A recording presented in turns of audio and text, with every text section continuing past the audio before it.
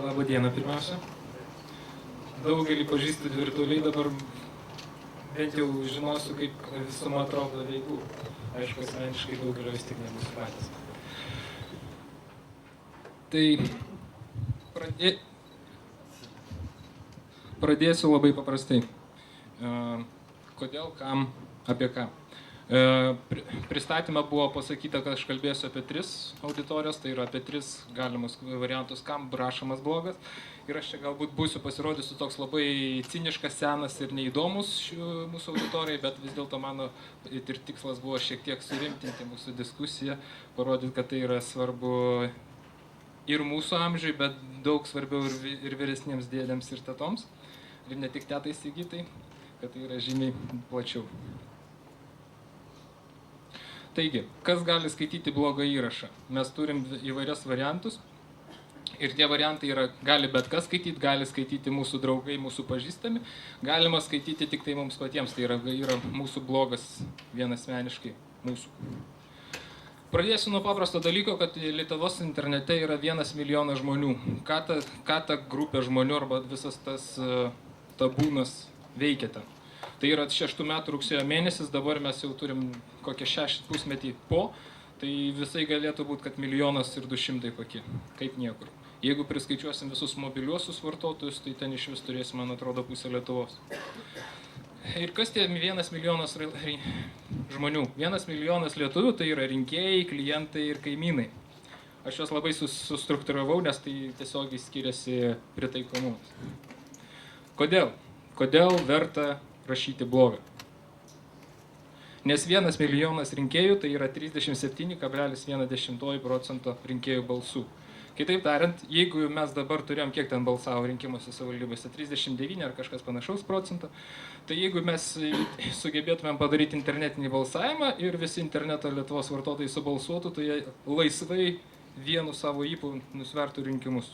Čia tokia užuomena tiem, kurie mastot, kodėl nėra dar įteisintas balsavimas internetu Lietuvoje. Taigi, internetą naudojantis rinkėjai. 37%, 1/10. Tačiau, kai kuriom politiniam partijom, kuriom tai yra svarbu, jų tiksliniai auditorijai tai sudaro žymiai didesnę dalį. Kitaip tariant, kai kurioms politinėms partijoms tai yra žymiai naudingiau, kad tokie rinkėjai balsuotų, kai kurioms politinėms partijoms, pavyzdžiui, toms, kurioms remiasi valstiečiais arba runkeliais, joms visiškai neapsimoka, kad būtų interneto balsavimas, nes už juos būtų balsavimo rezultatai žymiai prastesni, jeigu būtų balsavimas internete. Verslui 1 milijonas klientų tai yra 29,5% pajamų. Čia dėl kablelių galima išginčytis, bet principas. 30 litų kiekvienas verslininkas gali sulaukti iš interneto. O ką tai reiškia? Tai reiškia, kad interneto reklamos rautai turi skirstytis kitą linkme, kad visos priemonės, kuriomis skatinami pardavimai, turi skirstytis kitokią linkme. Pavyzdžiui, per 2005 metus interneto reklamos, konkrečiai duomenys, padidėjo beveik vos per pusę. Praeitais metais vėlgi augimas ten didžiausias tarp visų žiniasklaidos priemonių. Ką tai rodo? Tai rodo, kad verslas juda, bet, manyčiau, dar ne tiek intensyviai, kiek juda, pavyzdžiui, Omnitelis. Čia, jeigu neklystu, panaudojau Web 2.0 ar kažkurio panašaus kolegos lentelę, nenurodžiau autorių. Čia ne litais, ten stulpelis ne litais, o milijonais litų.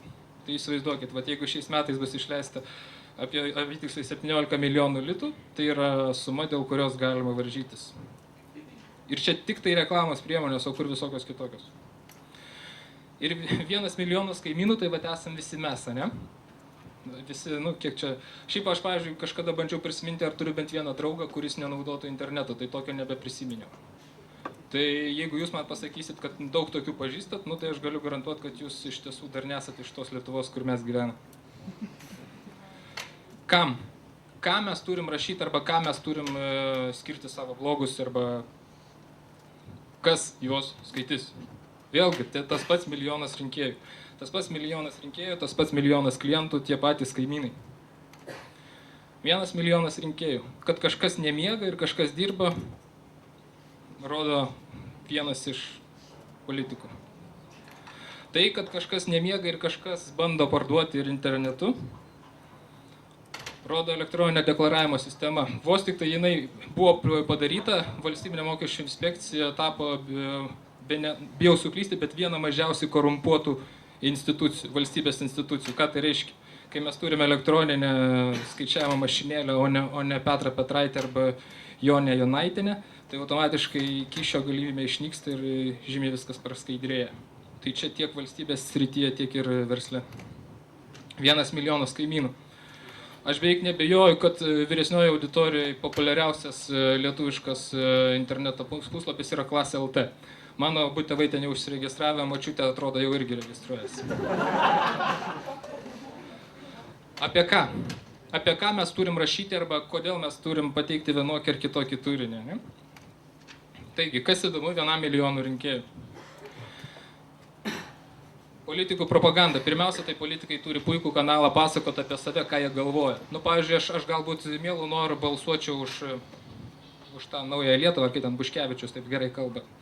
Tai pavyzdžiui, bet aš, jeigu nerandu jo interneto svetainės, aš suprantu, kad mums nepakeliui.